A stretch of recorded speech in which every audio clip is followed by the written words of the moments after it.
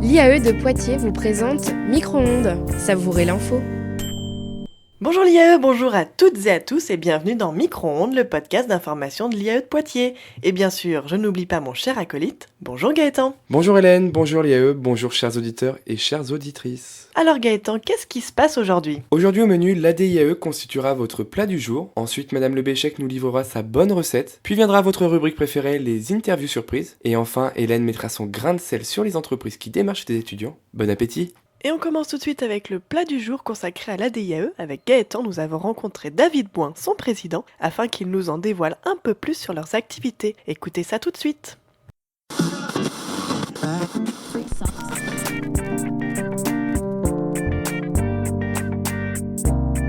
Le plat du jour.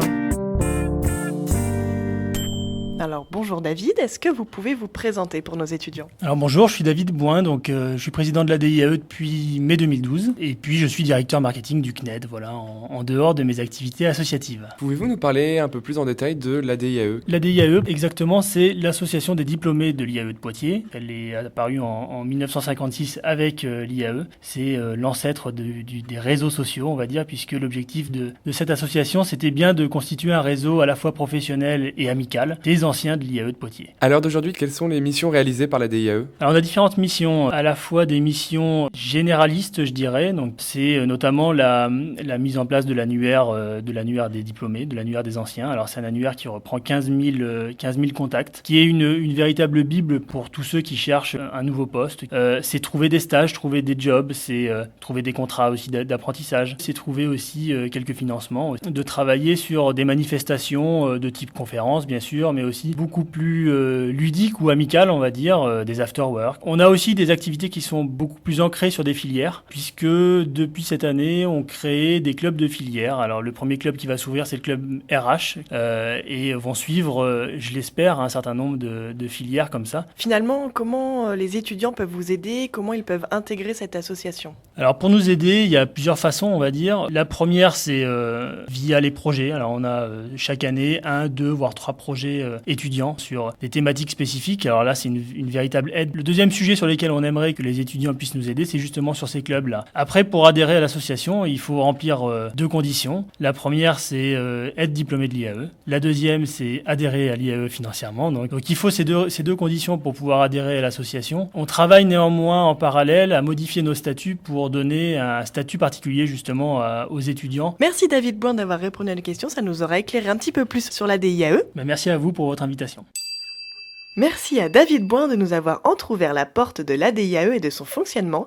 Chers auditeurs, n'hésitez pas à rejoindre cette association et à cultiver votre réseau auprès des anciens diplômés. Et tout de suite, nous passons à la bonne recette. Alors Gaëtan, aujourd'hui, quelle est la bonne recette ? Pour la bonne recette, je suis allé interroger une personne qui communique et écrit beaucoup autour du sujet des noms de domaine. C'est bien évidemment Madame Le Béchec. On déguste ça ensemble.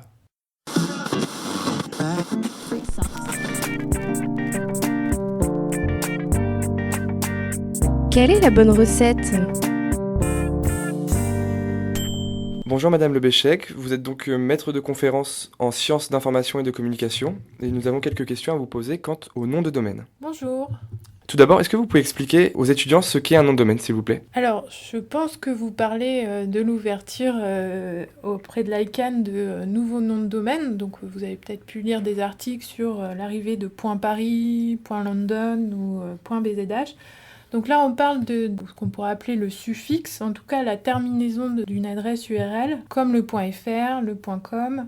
Et comment et pourquoi sont apparus aujourd'hui ces nouveaux suffixes ? L'ICANN, donc Internet Corporation for Assigned Names and Numbers, gère le DNS, donc ce qu'on appelle le Domain Name System ou le système de nommage sur le web, qui est un système, on va dire, assez verrouillé et qui a été mis en place depuis le début de l'ICANN 1998. Alors il y a eu quelques ouvertures dans les années 2000. Il y a surtout eu l'arrivée en 2005 du .cat, donc la Catalogne qui a créé une faille dans ce système. Donc depuis 2007, il y avait des négociations d'une part avec les États et puis surtout des marques pour avoir un consensus pour le dépôt de candidature qui a été organisé du janvier à avril 2012.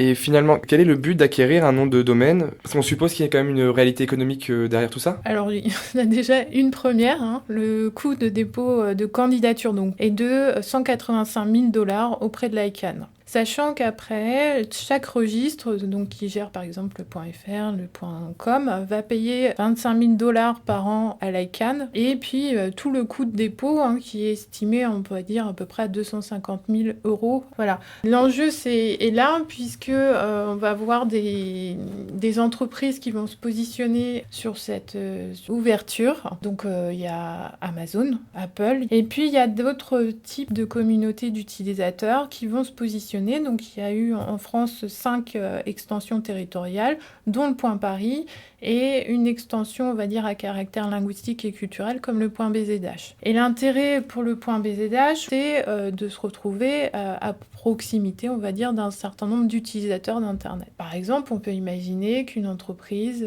comme La Poste va disposer d'un compte laposte.bzh pour proposer des services à des utilisateurs en Bretagne. Merci à vous. Merci. On remercie bien évidemment Madame Le Béchec de nous avoir donné ces informations sur les nouveaux noms de domaine. Et tout de suite, votre rubrique préférée, les interviews surprises.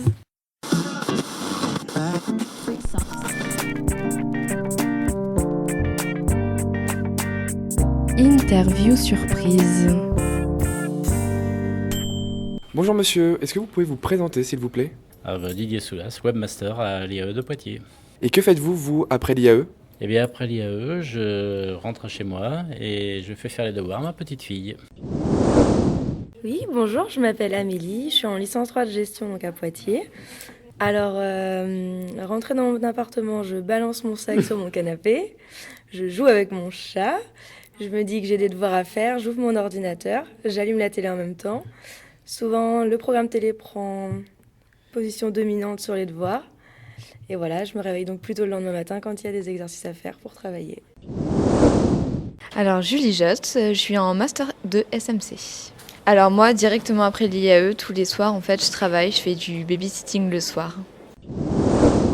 Je m'appelle Angélique Aumont et je suis en licence 3 ICE. Alors d'abord je me pose et puis après j'aime bien préparer à manger, faire des cookies, des muffins, des tartes, ce genre de choses.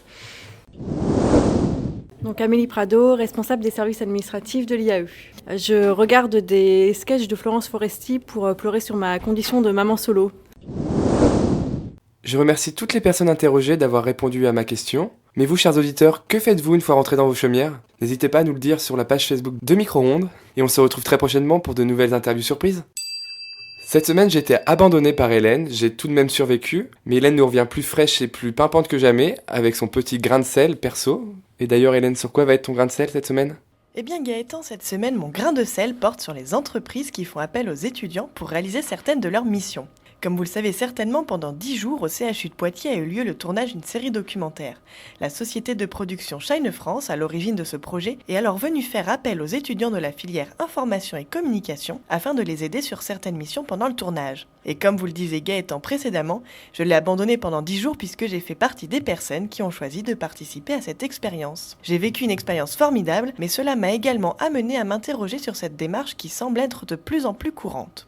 Alors tout d'abord, quel est l'intérêt pour les entreprises de faire appel à des étudiants? Eh bien en premier lieu, il ne faut pas nous le cacher, je pense que ça leur permet d'avoir de la main-d'œuvre pas chère. Mais il faut bien le reconnaître, de la main-d'œuvre de qualité et qualifiée, puisque les entreprises choisissent bien évidemment de faire appel aux étudiants spécialisés dans le domaine dont ils ont besoin. Cela se passant le plus souvent sur la base du volontariat, cela leur permet d'intégrer à leurs équipes des éléments motivés et bien sûr d'apporter un regard neuf sur des méthodes de travail parfois en place depuis des années et qu'il est nécessaire de dépoussiérer. Mais passons à la partie qui nous intéresse le plus, quel est l'intérêt pour vous, les étudiants?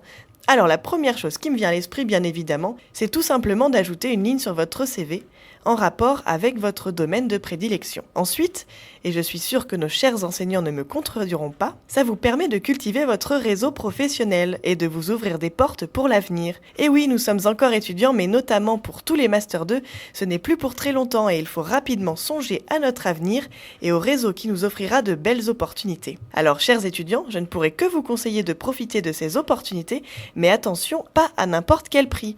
Renseignez-vous bien sur les missions exactes qui vous seront confiées et réfléchissez bien aux apports que cela pourrait avoir pour votre future vie professionnelle avant de vous lancer à corps perdu dans une telle aventure. Voilà, Micro-ondes, c'est déjà terminé. Nous espérons que vous avez savouré ce moment avec nous. On se dit à la semaine prochaine pour le bêtisier de Micro-ondes. Et en attendant, rejoignez-nous sur la page Facebook de Micro-ondes. On vous livrera nos sorties culturelles pour les semaines à venir. Alors je vous dis à très bientôt sur Micro-ondes. Savourez l'info.